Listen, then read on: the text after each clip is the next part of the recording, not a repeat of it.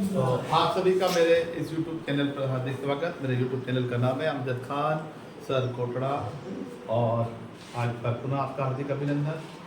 आप आज जो अपना विषय है वो है कक्षा 12 की हिस्ट्री का सिलेबस और उस पर आधारित प्रश्न, जो पेपर में किस तरह के प्रश्न आते हैं थोड़ा उस पर अपन डिस्कस करेंगे। तो सबसे पहले अपन शुरू करते हैं इतिहास का पाठ्यक्रम जो राजस्थान माध्यमिक शिक्षा बोर्ड अजमेर द्वारा घोषित किया गया है।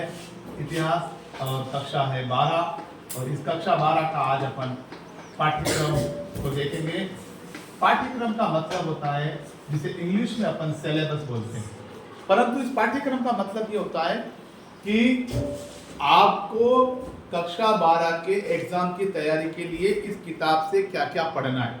आपके इतिहास की 3 किताबें, प्रथम द्वितीय और तृतीय, 3 किताबों के अंदर उन 3 किताबों में से जो क्वेश्चंस आएंगे उनका अंक भार, अंक विवरण और कौन कौन से लेसन आएंगे, कौन कौन से पार्ट आएंगे, उसके बारे में अपना यह आज का लेसन है। और कुछ इंपॉर्टेंट क्वेश्चंस मैं आपको बताऊंगा, फिर उनके अगले वीडियो में अपन उनके आंसर पर डिस्कस करेंगे। तो सबसे पहले अपन शुरू करते हैं कि जो क्वेश्चन पैटर्न है उस पैटर्न के बारे में मैं आपको बता देता हूं कि टोटल मिलाकर आपका जो पेपर आएगा वो 80 नंबर का आएगा। कितने नंबर का पेपर आएगा? 80 नंबर का पेपर आएगा। और उसके लिए आपको जो समय दिया जाएगा वो समय होगा 3 घंटे और 15 मिनट। 3 घंटे और 15 मिनट के अंदर आपको ये पेपर सॉल्व करना है, हल करना है। और इस प्रश्न के अंदर, इस पेपर के अंदर जो प्रश्नों का प्रकार रहेगा, जो प्रश्न के प्रकार रहेंगे, प्रश्न किस प्रकार के आएंगे, किस टाइप्स के आएंगे, प्रश्नों के जो प्रकार रहेंगे वो पहले नंबर पर आएगा वस्तुनिष्ठ प्रश्न। और वस्तुनिष्ठ प्रश्न का मतलब होता है मल्टीपल चॉइस क्वेश्चन, यानी जिसके 4 ऑप्शन आपको दिए होंगे अ, ब, स, द। उनमें से जो सही आंसर है वो आपको भरना है, राइट करना है और उसको लिखना है आपकी कॉपी में। वस्तुनिष्ठ प्रश्न। और ऐसे प्रश्न, वस्तुनिष्ठ प्रश्न आपके पास कुल मिलाकर 12 क्वेश्चन आएंगे और प्रत्येक क्वेश्चन का जो अंक होगा, प्रश्न की संख्या जो होगी वो 12 होगी और अंक का निर्धारण होगा 1।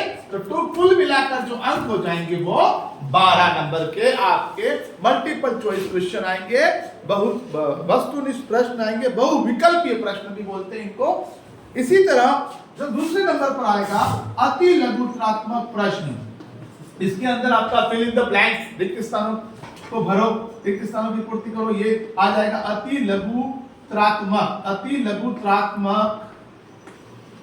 लघुत्रात्मक जो प्रश्न आएंगे वह प्रश्न आपके 17 आएंगे और 17 में से ये हर प्रश्न 1-1 नंबर का होगा और ये 17 नंबर। इसके अंदर आपको ये ध्यान रखना है अति लघुत्रात्मक में 5 जो क्वेश्चन आएंगे, 5 जो प्रश्न आएंगे वो 5 प्रश्न फिल इन द ब्लैंक्स के आएंगे, रिक्त स्थान के प्रश्न आएंगे।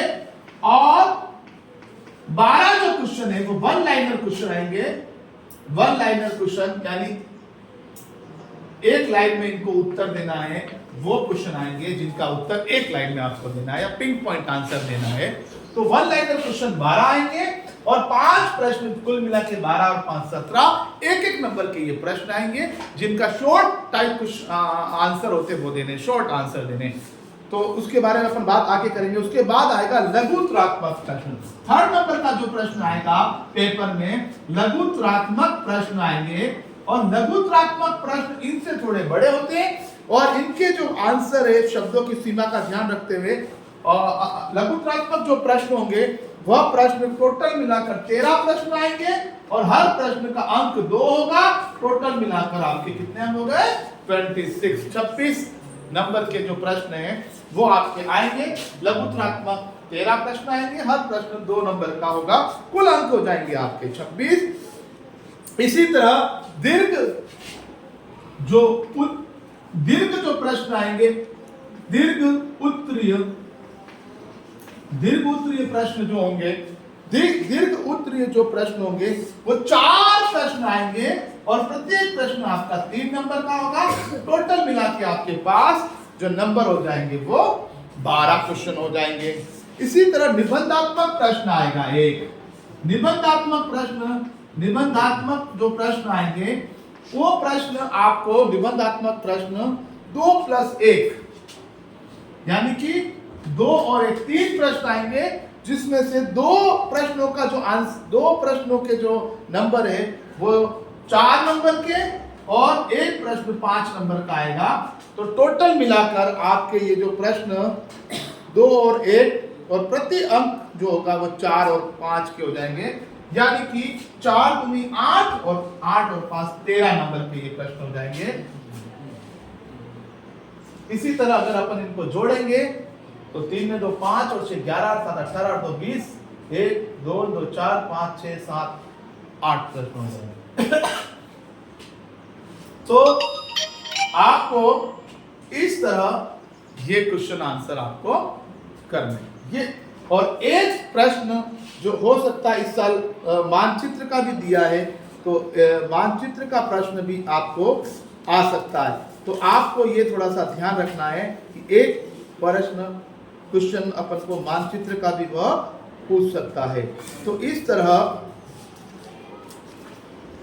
आपके सामने मैंने ये प्रश्न बताए, और अब कौन सा लेसन कितने नंबर का आएगा थोड़ा उसके ऊपर अपन वापस डिस्कस कर लेते हैं। और मानचित्र जो है वो आपका 5 नंबर का आएगा। तो मैं वापस इसको बता दिया मैंने आपको, टोटल मिला के आपको ये क्वेश्चंस याद रखने हैं और किस टाइप के क्वेश्चन आएंगे, किसको ज्यादा वेटेज देना है, किसको कम वेटेज देना है, इस पाठ्यक्रम को देखकर आपको पढ़ना है। अब अपन चलते हैं सबसे पहला लेसन। अब जो पाठ में अंकों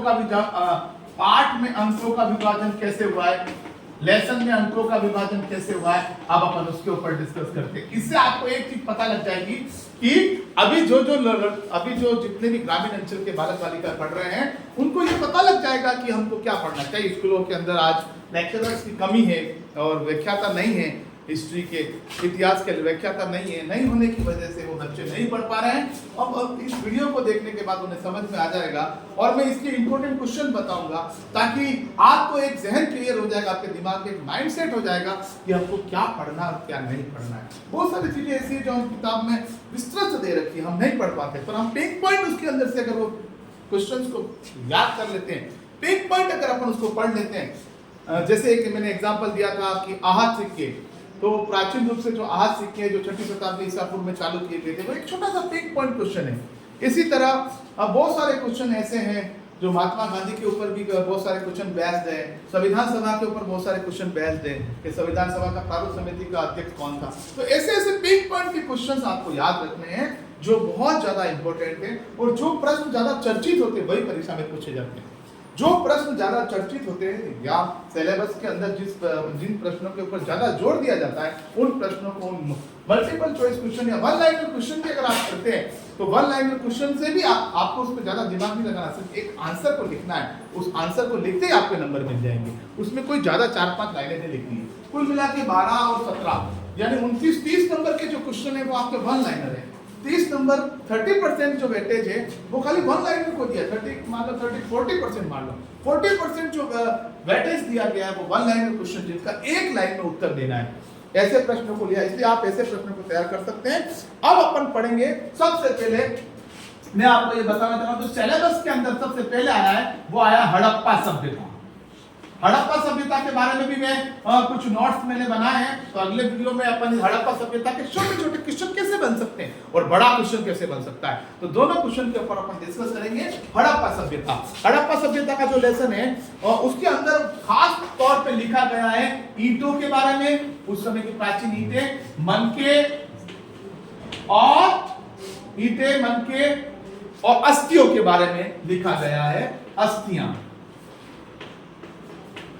और इसके ऊपर आपको पढ़ना। इसके अंतर्गत अभी अपन ने कुछ वीडियो बनाए थे, उसमें मैंने बताया था कि सिंधु घाटी सभ्यता या हड़प्पा सभ्यता के जो पूरा स्थल जो है उनके बारे में प्रश्न आ सकता है कि ये पूरा स्थल किस राज्य में स्थित है, या ये पूरा स्थल किस देश में स्थित है, ऐसा, इस पूरा स्थल से क्या प्राप्त हुआ, ऐसे कालीबंगा से क्या प्राप्त हुआ, है ना, या जूते हुए खेत कहां से प्राप्त हुए, ऑप्शन में 4 ऑप्शन होंगे, उसमें कालीबंगा अगर आंसर है तो कालीबंगा से प्राप्त हुए, ऐसे क्वेश्चन आएंगे।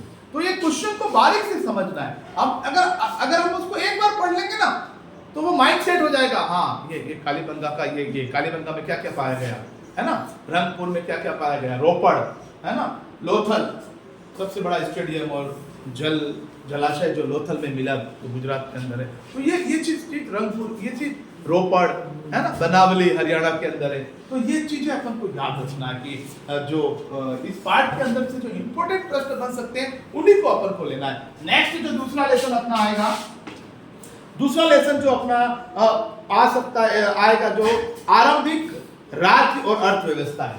ये आपको सेकंड टॉपिक है आपका, जो प्रथम किताब है आपकी उस किताब में सेकंड टॉपिक है आरंभिक इतिहास विषय का पहला जो पार्ट है उसके अंदर जो सेकंड टॉपिक है आरंभिक राज्य और अर्थव्यवस्था। आरंभिक राज्य एवं अर्थव्यवस्था, इकोनॉमिक के बारे में पूछेगा कि आरंभिक राज्य और अर्थव्यवस्थाएं। मैंने इसके बारे में थोड़ा सा बताया भी था कि अर्थव्यवस्था और आरंभिक राज्य ये 6वीं शताब्दी ईसा पूर्व के बारे में है। 6वीं शताब्दी ईसा पूर्व से लेकर 6वीं शताब्दी ईस्वी तक का ये जो सिलेबस है उसके अंदर आपको पढ़ना है, जिसके अंदर खास तौर के ऊपर अपन ने जो बात की थी वो 16 महाजनपद और मगध साम्राज्य की बात की थी, चंद्रगुप्त मौर्य, अशोक, ये इसके ऊपर काफी प्रश्न आते हैं। तो अपन इसके ऊपर भी नेक्स्ट वीडियो में डिस्कस करेंगे। और इसके अंदर जो टॉपिक पूछा है वो राजा, किसान, राजा वर्ग, किसान वर्ग और नगर के बारे में अपन को पढ़ना है। उस समय नगर कैसे थे, राजा कैसे होते थे, राजा की स्थिति क्या थी उस समय, किसान कृषक वर्ग की स्थिति कैसी थी, उसके बारे में अपन को पढ़ना है। अब ये जो पहला पार्ट था वो 6 नंबर का अपन मान के चलते, 6 या 7 नंबर का। दूसरा जो लेसन है वो भी 6 नंबर का ये लेसन है। तो आपको ये थोड़ा सा ध्यान रखना है कि ये लेसन इस तरह से आएगा। तीसरा जो लेसन है, तीसरा जो टॉपिक है इसके अंदर, पहला, दूसरा और तीसरा जो टॉपिक है वह आरंभिक समाज, बंधुत्व, जाति। आरंभिक समाज के अंदर जो जाति प्रथा थी, बंधुत्व की भावना थी, उसके बारे में पढ़ना है। तो इसके अंदर जो सेकंड टॉपिक है वो है आरंभिक समाज। अब समाज के बारे में आ गए। सबसे पहले अपन गए थे राज्य के बारे में और अर्थव्यवस्था। अर्थव्यवस्था का मतलब है कि वहां पर व्यापार कैसा होता था। अर्थ का मतलब रुपया पैसे से होता है, पैसों का लेन देन कैसा होता था, व्यापार कैसे होता था, लोग एक दूसरे से वस्तु विनिमय किस प्रकार का होता था, वो अर्थव्यवस्था।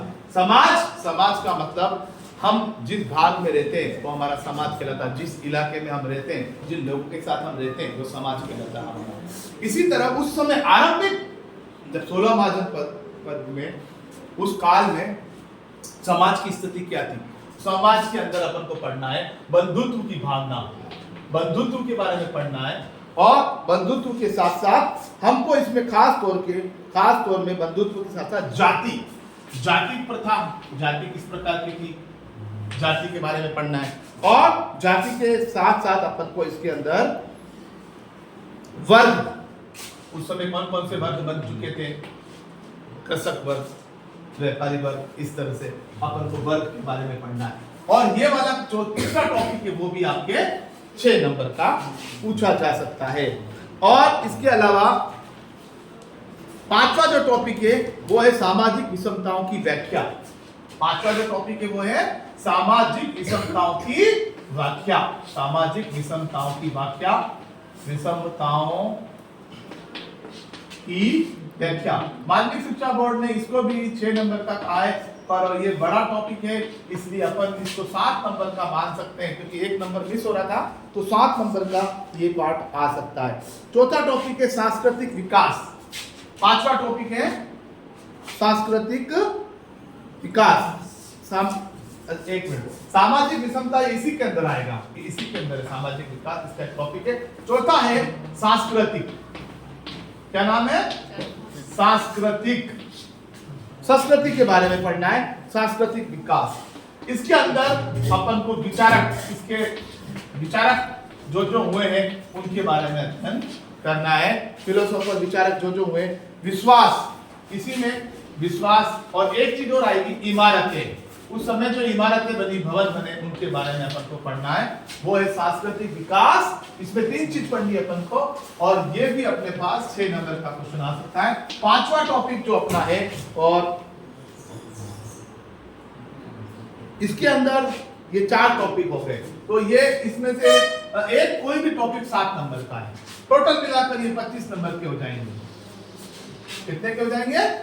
25 नंबर का आपका फर्स्ट पार्ट 25 का आएगा, सेकंड पार्ट भी 25 का है, और थर्ड पार्ट भी 25 का है। पहली बुक 25 की, सेकंड बुक 25 की, तीसरी बुक भी 25 की। टोटल आपका कितना हो गया? 75। और नक्शा जो है, मैप जो है, वो इंडियन मैप आएगा, और वो कितने नंबर का आएगा? 5 नंबर का। तो टोटल मिलाकर कितने हो जाएंगे? 80 नंबर का पेपर आएगा। तो सिलेबस जो अपन पढ़ रहे हैं वो मैंने आपको बता दिया। अब जो सेकंड बुक है, उसके अंदर जो टॉपिक फर्स्ट आएगा, पहला विषय आएगा, टॉपिक फर्स्ट है, 1 नंबर पर जो टॉपिक है वो सिलेबस के अंदर आपको ध्यान रखना है। पहला ही टॉपिक आएगा जो आपको ध्यान रखना है, यात्रियों के नजरिए। अब जो यात्री उस समय आए प्राचीन काल में, उनका नजरिया क्या था भारत के प्रति? यात्रियों का नजरिया या नजरिए, यात्रियों का, जो भी यात्री लोग आए थे उनका नजरिया क्या था? अल-बरूनी आया, इब्न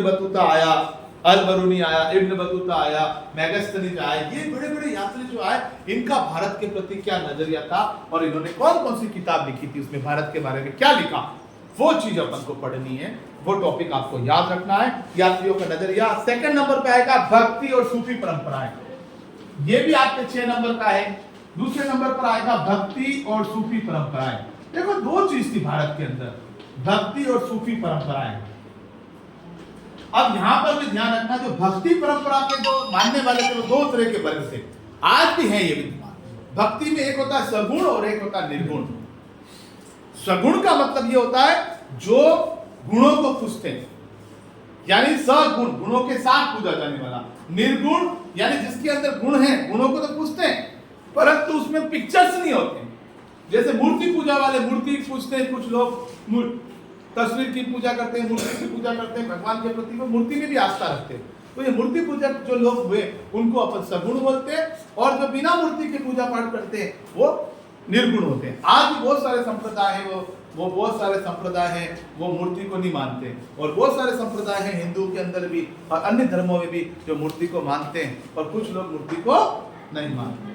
सूफी परंपरा का ताल्लुक इस्लाम धर्म से है। इस्लाम धर्म के जो संत महात्मा बाहर से आए, उन्होंने सूफी परंपरा को जन्म दिया, जिनमें खास तौर पर हमारे भारत के अंदर ख्वाजा मौइनुद्दीन चिश्ती, उनका नाम लिया जाता है, गरीब नवाज का नाम लिया जाता है, जिनको गरीब नवाज भी कहा जाता है। वो अजमेर में आए और उन्होंने वहां से इस्लाम धर्म का पाठ किया। इस्लाम धर्म को फैलाने में सबसे बड़ा रोल, सबसे बड़ी अहम भूमिका सूफी परंपरा है। इसी तरह निजामुद्दीन औलिया, इस तरह कुतुबुद्दीन बख्तियार काकी, इन्होंने अपने धर्म का प्रचार किया और अपने सूफी परंपरा को, जिसके अंतर्गत पूजा पाठ करने का तरीका, ये सब उन्होंने बताया। निर्गुण ईश्वर के ये मानने वाले होते हैं सूफी परंपरा वाले।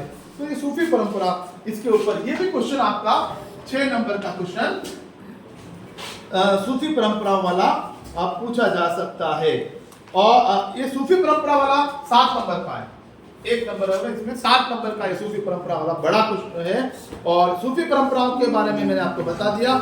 इसी तरह एक साम्राज्य की राजधानी विजयनगर, एक साम्राज्य की राजधानी विजयनगर, ये विजयनगर का जो साम्राज्य था, एक साम्राज्य की राजधानी विजयनगर। तो विजयनगर के बारे में आपको डीपली पढ़ना है, और विजयनगर वाला पार्ट जो है वो 6 नंबर का आपको परीक्षा में पूछा जाएगा। अब इसके बाद आता है एक साम्राज्य की राजधानी विजयनगर के बाद आता है जो हमारा 8वां है किसान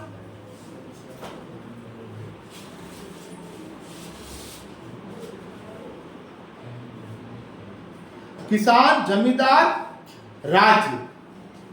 एक टॉपिक और आएगा किसान जमींदार और राज्य, किसान जमींदार और राज्य।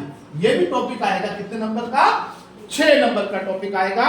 इसके अंदर 16वीं और 17वीं सदी के बारे में आपको पढ़ना है। और ये जो विजयनगर वाला है, वो विजयनगर वाला जो साम्राज्य है वो 14वीं से 16वीं सदी के बीच में अपन को पढ़ना है। 14वीं से 16वीं सदी के बीच में इसके बारे में पढ़ना है। और उसके आगे 16वीं से 17वीं शताब्दी में किसान जमींदार, और इसी के अंदर एक आएगा टॉपिक मुगल साम्राज्य। मुगल साम्राज्य के बारे में अपन को पढ़ना है, वो है अपना टॉपिक नंबर 4 और 6 नंबर का ये क्वेश्चन आएगा। इसी तरह विजयनगर के साथ एक शब्द और आता है हम्पी। हम्पी विजयनगर के अंदर ही है। तो हम्पी जो है, हम्पी की राजधानी थी विजयनगर, तो हम्पी की खोज पड़ी थी और विजयनगर उसके बारे में पढ़ना है, हम्पी के बारे में पढ़ना है। इसी तरह जो आपकी तीसरी जो किताब है, ये हो गए, और ये भी कितने नंबर का पेपर आएगा, टोटल 25 नंबर का। यहां से देख सकते हैं 6 6 6 और 7, तो 25 नंबर का ये भी क्वेश्चन आएंगे आपके पास। अब आपके पास इसके अलावा एक तीसरी किताब और है आपके पास। जो तीसरी किताब है, थर्ड बुक है, उसके अंदर भी आपको बहुत सारे टॉपिक है। और थर्ड बुक के अंदर सबसे पहले अपन को पढ़ना है उपनिवेशवाद और देहात। क्या पढ़ना है, उपनिवेशवाद और देहात। उपनिवेशवाद और देहात, इसमें आपको क्या पढ़ना है, सरकारी अभिलेख का अध्ययन करना है। इसका अध्ययन करना है, जो सरकारी अभिलेख है, जो सूचना हमें प्राप्त हुई वो उनके बारे में। उपनिवेशवाद और देहात की जानकारी सरकारी अभिलेखों से मिलती है। और इसी के साथ जो दूसरा, ये टॉपिक भी आपके 6 नंबर का आएगा। तीसरी बुक में से दूसरा टॉपिक जो आएगा वो बहुत ज्यादा इंपॉर्टेंट है, आप इसको अच्छी तरह करना। विद्रोही और राजद। विद्रोही, उस समय के जो विद्रोह हुए, विद्रोही उनके नाम, और 1857 का संग्राम, 1857 का जो स्वतंत्रता संग्राम हुआ, पहला संग्राम हुआ, विप्लव भी बोलते हैं 1857 का विप्लव। तो वो जो हुआ, उस 1857 का संग्राम या आंदोलन भी बोलते हैं इसको, आपने पढ़ा ही होगा और सुना भी होगा। मंगल पांडे ने सबसे पहले चर्बी वाले कारतूसों का विरोध किया था, और उसके विरोध के स्वरूप उसने सबसे पहले क्रांति का बिगुल बजाया था, और उसे फांसी की सजा अंग्रेजों के द्वारा दी गई थी। तो मंगल पांडे के बारे में भी पढ़ना है, और बहादुर शाह जफर के बारे में पढ़ना है, जो उस समय 1857 का नायक था, और रानी लक्ष्मीबाई। इसी तरह बहुत सारे उस समय विद्रोह हुए, उस विद्रोह के बारे में भी अपन को डिटेल से पढ़ना है। अगला जो है, इसमें अवध का विद्रोह भी आएगा, विद्रोह का ढर्रा, अवध का विद्रोह, ये सब आएंगे। विद्रोही क्या चाहते हैं, दमन और विद्रोही की छवियां। एक टॉपिक आता है जो बहुत ज्यादा इंपॉर्टेंट है, महात्मा गांधी। तीसरे नंबर पर आएगा महात्मा गांधी, और उनके आंदोलन के बारे में पढ़ना है। महात्मा गांधी के बारे में आप शुरू से पढ़ते आए, तो महात्मा गांधी के जितने आंदोलन हुए, राष्ट्र की सभी ने अवध के आंदोलन, अंग्रेजों भारत छोड़ो आंदोलन, असहयोग आंदोलन, इनके बारे में अपन को डिटेल से गांधी जी के बारे में पढ़ना है। गांधी जी, बहादुर दिन गांधी जी को समझना, भारत छोड़ो, नमक सत्याग्रह, दांडी यात्रा जो 1931 के अंदर दांडी यात्रा की थी 1930-31 में, वो उसके बारे में पढ़ना है। नमक आंदोलन, जो नमक कानून तोड़ा था, नमक के ऊपर टैक्स लगता था, पर गांधी जी ने दांडी यात्रा करके नमक को टैक्स फ्री करवा दिया, इसलिए आज नमक अपन को इतना सस्ता मिलता है। अब इसके अलावा संविधान का निर्माण और एक नए युग की शुरुआत। इसके अंदर ये जो गांधी जी वाला पार्ट है, उसको उन्होंने 7 अंक का दिया है। राष्ट्रीय आंदोलन है उसके अंदर, और लास्ट है संविधान निर्माण का जो पार्ट है वो आपको 6 नंबर का है। टोटल ये भी आपसे 25 नंबर का हो जाएगा।